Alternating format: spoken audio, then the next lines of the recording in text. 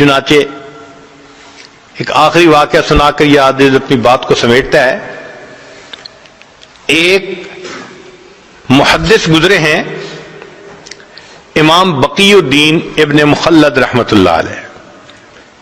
ان کا تذکرہ امام ذہبی رحمت اللہ علیہ نے سیر اعلام النبلاء اس میں کیا ہے. یہ اسپین کے رہنے والے تھے اور ان کی عمر 20 سال تھی. اب ذرا غور کیجئے کہ 20 سال کا نوجوان، اس میں تو دنیا کی تمنائیں، خواہشات، شہوتیں اتنی ہوتی ہیں کہ علم کی طلب اس کے اندر بہت کم ہوتی ہے. اور یہ علم کی طلب کے اندر ایسے ڈوبے ہوئے تھے کہ ہر قربانی کے لیے تیار.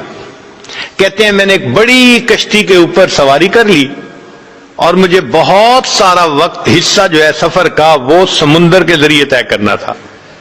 اللہ کی شان، ہماری کشتی وہ طوفان میں گر گئی، ہائی ٹائیڈ کے اندر گر گئی.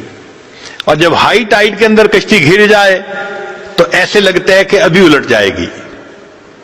ہم لوگوں کو بیماری ہو گئی، جو پیٹ میں تھا وہ سب ہم نے کہہ کر دی، طبیعت خراب، کچھ کھانے کو دل نہیں چاہتا. پھر ہمارے پاس پینے کو پانی بھی نہ رہا تو ہم سمندر کا نمکین پانی پیتے تھے. پھر ایک وقت آیا کھانے کو بھی کچھ نہ رہا. ہمیں 1.5-2 مہینے وہاں طوفان نے گھیرے رکھا، ہم سفر نہیں کر سکے. اب کپڑے بھی میلے، نان نفقہ بھی ختم، اور سمندر کے اندر ہم اپنی موت کے انتظار میں.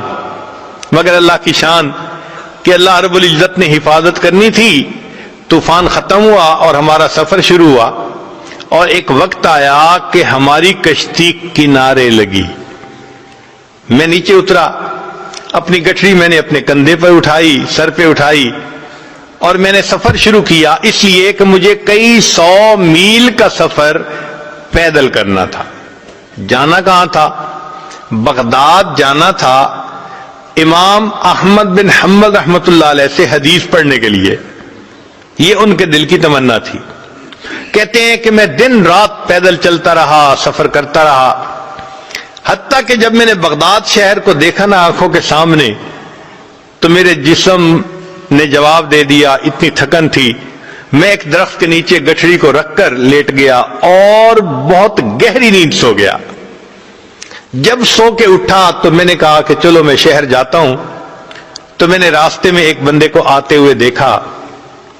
میں نے اس بندے کو سلام کر کے پوچھا کہ سناؤ امام احمد بن حنبل کا کیا حال ہے؟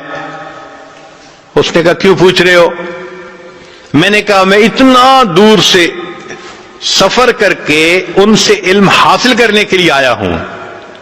اس بندے نے ٹھنڈی سانس لی. اے نوجوان، تمہاری یہ خواہش پوری نہیں ہو سکے گی. کیوں؟